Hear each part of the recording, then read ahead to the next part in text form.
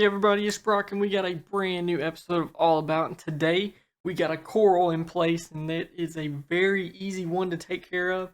I recommend it to all of my people that are starting out taking care of coral and they're a little scared of what to get and what to take care of.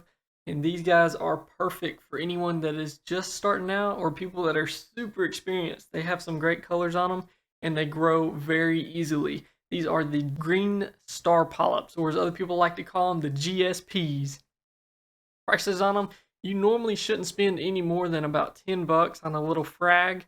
And once you buy a bigger section of it, of course the price is going to be a little bit more, but you shouldn't spend a lot of money to get one of these guys. And I'd recommend just getting a small one anyways because they grow pretty quick. Care level, like I said, they're super easy. They're great for beginners. I always recommend them. Temperature, you want to keep it 72 to 78. Normally with corals, I keep my tank warmer. I hit right on that 78. DKH, you want to keep it 8 to 12. pH, 8.1 to 8.4. And your salinity, 1.023 to 1.025. Make sure you keep it right in there and they will stay very happy. Colors on them. Of course, they are the green star polyps, so most of their color comes from this neon green that is very pretty, especially under some blue lights. Then they have little yellow streaks that go through them, and then a nice purple body right up underneath them. They are very pretty. Now you will see different variations of color on how much green they have or how much purple they have on them, depending on where they came from, which tank they were grown in. So you will see some that are much lighter green and lighter purple, and then you'll get some that are really deep green color. Diet on them, so they are feeding off the light, and they're also filter feeders, so they pretty much will feed off good quality water. But if you want them to grow faster and you want them to have some better color on them, I definitely recommend feeding some liquid food to them. Oyster Feast is probably one of my favorite ones. Whenever you feed that in the tank and let it blow through the power heads or spot feed them with it, you'll see them shrink up immediately grabbing that Oyster Feast. Fuel is another one they tend to like. Feeding them that helps them grow and stay really healthy. Origin, most of them are aquaculture now, being as they are super easy to frag. But if you ever are to get some, they did originate from Indonesia. Venomous, no, you don't have to worry about getting like stung by these or any harm picking them up and put them in the tank. But they will bother other corals that aren't going to sting them back. So one of the main ones is like zoa colonies.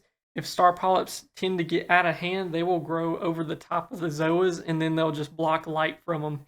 But if you have like anemones around them, they'll sting the fire out of them and it'll keep them under control. And a lot of tanks people will put their stinging corals around them so that it'll keep them in one specific spot and they won't take over the tank. Placement, you really can place them anywhere. The main thing is the current. You want to make sure you have a medium to strong current pushing on them. They love the current. You love to see them swaying back and forth in the current. Doesn't matter if they're top or bottom of the tank. The current is the main thing that you want to make sure there's a lot of on them. Now, whenever there's too low of a current, this can cause algae to grow on their skin, which is something you really do not want because it can bother them really bad. This is going to cause them not to bring their polyps out anymore, so make sure you got plenty of current on them so that doesn't happen. Tank size doesn't matter, but like I said, they will take over a tank, so make sure you put them sectioned off on a rock where they're not connected to other rocks or around corals that are going to keep them in place. Make sure your iodine, magnesium, calcium, KH, all those water parameters are up to par. This is going to make them keep a very nice color, and it's also going to help them grow. They are an encrusting coral, so they will continue to grow over rocks, coral, even glass. I know a lot of people will have overflows and they like to start them at the bottom of their overflow so it'll grow up it and it looks really cool. They are very hardy. It takes a lot to kill these guys if you're worried about you're going to mess them up. They're very hardy. They're going to grow really good for you. But if you're wanting to get them and keep them under control, just make sure you put them sectioned off where they can't keep spreading, because if there's a rock beside it, I can promise you he's going to grab on and keep going across it. If you're not sure if your lighting is good enough to take care of these guys, please leave it down there in the comments and I'll let you know if it's strong enough or good enough light for them. It really doesn't take much of a light to grow these, but you still want a pretty decent coral light over the top of them to help them grow. Fragging these corals are super easy. Most of the time what I like to do is let it shelf off of a rock. They'll tend to grow enough, and then they'll start to grow off of that rock, giving them basically a long edge. And then I'll just cut the edge off and glue that to another piece of rock or rubber rock that I have, and then let them grow over that. So they're super easy to frag. You shouldn't have any problems with getting them off. Now you don't want to go in there and start peeling them off of a rock if they're really encrusted onto it. You want to normally catch those edges that they come off of. If you do notice that these star polyps are staying shrunk up and you can't figure out why, a big problem that happens is if algae grows on them that you can't see, little hermit crabs and cleanup crews and even tangs will go over there and start picking at them constantly trying to get that algae off. And this is going to cause them to stay shrunk up because they're constantly getting picked at. So a lot of times if you put some more current on them, this will make that problem go away. But if they are staying shrunk up, I definitely check your parameters to make sure everything's in check. But other than that, I think that pretty much sets you on the road to taking care of these guys very well.